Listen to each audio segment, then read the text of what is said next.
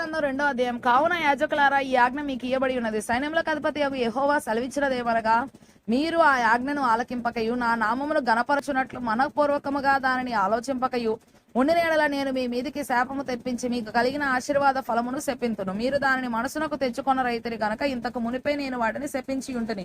మిమ్మను బట్టి విత్తనములు చెరిపివేతను, మీ ముఖముల మీద పేడ వేతను. పండుగలలో మీరు అర్పించిన పశువుల పేడ వేతను. పేడ ఊడ్చివేసిన స్థలమునకు మీరు ఊడ్చివేయబడదురు. అందువలన లేవీయులకు నిబంధనగా ఉండునట్లు ఈ ఆజ్ఞను మీకు ఇచ్చిన వాడును నేనే అని మీరు తెలుసుకుందరని సైన్యములకు అధిపతి యెహోవా సెలవిచ్చున్నాడు. నేను చేసిన నిబంధన వారి జీవమునకును సమాధానమునకును కారణమాయను. భయభక్తులు పుట్టించుటకై నేను వాటిని వారికి ఇచ్చితిని. గనుక వారు నా యందు భయభక్తులు కలిగి నా నామము విషయంలో భయము గలవారై సత్యము గల ధర్మశాస్త్రం బోధించుచు దుర్బోధన ఏమాత్రమును చేయక సమాధానమును బట్టి యథార్థతను బట్టి నన్ను అనుసరించి నడుచుకొని వారై దోషమును బట్టి అనేకులను త్రిప్పిరి. యాజకులు సైన్యములకు అధిపతి యెహోవా దూతలు గనక జనులు వారి నోట ధర్మశాస్త్ర విధులను నేర్చుకొందురు. వారు జ్ఞానమును బట్టి బోధింపవలను. అయితే మీరు మార్గము తప్పితిరి.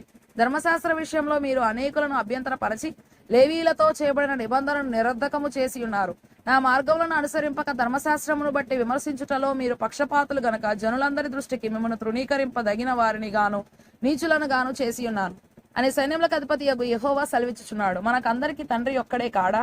ఒక్క దేవుడే మనల్ని సృష్టింపలేదా? ఇలాగుండగా ఒకరి ఎడల ఒకరము ద్రోహము చేయుచు మన పితరులతో చేయబడిన నిబంధనను మనం ఎందుకు తృణీకరించుచున్నాము? యూదావారు ద్రోహులైరి. ఇశ్రాయేలీల మధ్య యెరూషలేములోనే హేక్రియలు జరుగుచున్నవి. యూదావారు యెహోవాకు ప్రియమైన పరిశుద్ధ స్థలమును అపవిత్రపరిచి అన్ని దేవత పిల్లలను పెళ్లి చేసుకొండ్రి.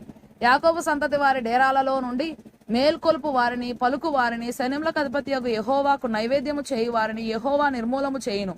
మరియు రెండవసారి మీరు అలాగుననే చేయుదురు. యెహోవా బలిపీఠమును మీరు ఏడ్పుతోనూ కన్నీళ్లతోనూ రోదనముతోనూ తడుపుదురు.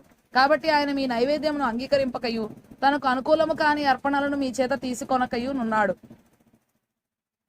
అది ఎందుకని మీరు అడగగా, యవన కాలమందు నీవు పెళ్లి చేసుకుని అన్యాయముగా విసర్జించిన నీ భార్య పక్షమున యెహోవా సాక్షి ఆయను.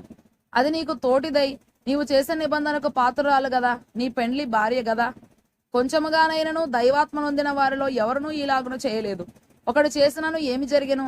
దేవుని చేత సంతతి నొందవలనని అతడు యత్నము చేసెను గదా. కాగా మిమ్మల్ని మీరే జాగ్రత్త చేసుకొని యవనమున పెళ్లి చేసుకున్న మీ భార్యల విషయంలో విశ్వాసఘాతకులుగా ఉండకుడి. భార్యను పరిత్యజించుట నాకు అసహ్యమైన క్రియ అని ఇశ్రాయేలీల దేవుడగు యెహోవా సెలవిచ్చున్నాడు. మరియు ఒకడు తన వస్త్రములను బలాత్కారముతో నింపుట నాకు అసహ్యమని సైన్యములకు అధిపతి యెహోవా సెలవిచ్చున్నాడు. కాబట్టి మీ మనసులను కాచుకొనుడి, విశ్వాసఘాతకులు కాకుడి. మీ మాటల చేత మీరు యెహోవాను ఆయాస పెట్టుచు దేని చేత ఆయనను ఆయాస పెట్టుచున్నామని మీరు అడుగుచున్నారే. దుర్మార్గులు యెహోవా దృష్టికి మంచివారు, వారి యందు ఆయన సంతోషపడను. లేక న్యాయకర్తయగు దేవుడు ఏమాయను అని చెప్పుకొనుట చేతనే మీరు ఆయనను ఆయాస పెట్టుచున్నారు.